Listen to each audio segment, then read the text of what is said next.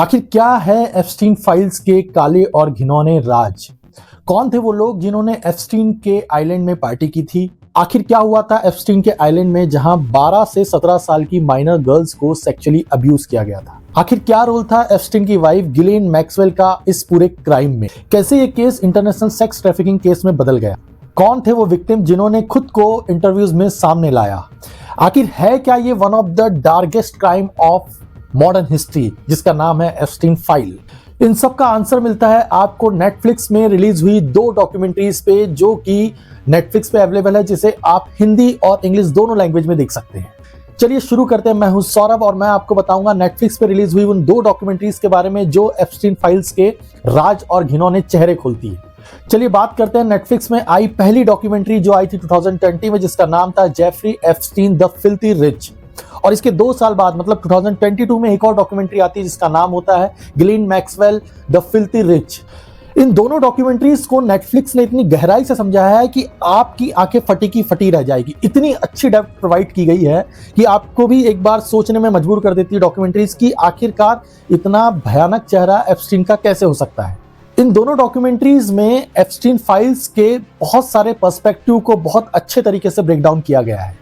इन सब में मुझे सबसे अच्छी बात लगी वो थी विक्टिम्स के पर्सपेक्टिव। जिस तरीके से विक्टिम्स के पर्सपेक्टिव दिखाए गए हैं, उनके इंटरव्यूज दिखाए गए हैं, उनके लीगल एंगल्स दिखाए गए हैं, वो वाकई में आपको एक बार सोचने पे मजबूर करते हैं। जो पहली डॉक्यूमेंट्री है उसका नाम है Jeffrey Epstein the filthy rich. ये कंप्लीटली जेफरी एप्स्टीन के ऊपर बेस्ड है और इसमें सारे राज जो है जेफरी एप्स्टीन के वो हमारे सामने रखे जाते हैं। इसका पहला एपिसोड जिसका नाम है द हंटिंग ग्राउंड, इसका मतलब ही है शिकार का मैदान। मतलब कैसे 12 से 17 साल की माइनर गर्ल्स को टारगेट किया गया और उन्हें आइलैंड तक पहुंचाया गया।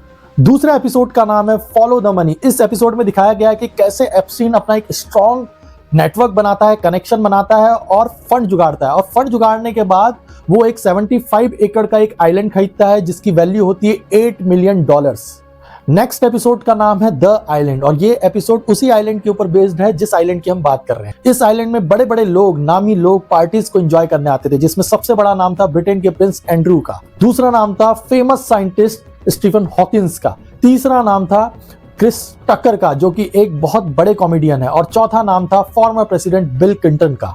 और आखिरी एपिसोड बेस्ड है विक्टिम्स पे, विक्टिम्स के इंटरव्यूज पे, विक्टिम्स पे पर्सपेक्टिव पे। इसलिए इस एपिसोड का नाम भी रखा गया है फाइंडिंग द वॉइस। इस एपिसोड में बहुत ही डेप्थ के इंटरव्यूज शो किए गए हैं जिसमें हमें पता चलता है कि क्या क्या चीजें वहां पर हुई थी, किस पार्टी में किस तरीके की हरकतें हुआ करती थी और माइनर गर्ल्स के साथ क्या क्या किया जाता है। साथ साथ इसमें वो कोर्ट रूम का ड्रामा भी है, वो इंटरव्यूज भी है जो आपको परेशान कर सकते हैं। और आखिरी में दिखाया गया है कि कैसे जेफरी एप्स्टीन की मौत जेल की एक सेल में 10 अगस्त 2019 में हो जाती है। इसके बाद आती है दूसरी डॉक्यूमेंट्री जिसका नाम है Ghislaine Maxwell the filthy rich. ये कंप्लीटली बेस्ड है गिलेन मैक्सवेल जो कि वाइफ थी एप्स्टीन की।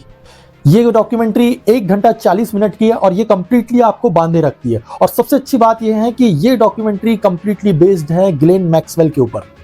इस डॉक्यूमेंट्री में सबसे पहले ये बताया जाता है कि क्या रिलेशन थे गिलेन मैक्सवेल और जेफरी के, और साथ साथ उनकी हिस्ट्री क्या थी, वो दोनों किस तरीके से मिले, और उनके क्लोज बताया जाता है कि फैमिली मेंबर्स उनको किस नजरिए से देखते थे और क्या क्या कांड उनने अपने फैमिली मेंबर्स के सामने किए। वो कांड जो मैं आपको इस वीडियो में नहीं बता सकता, क्योंकि वो कांड अगर मैंने आपको बता दिया तो आपके कान से जरूर धुआं निकल जाएगा।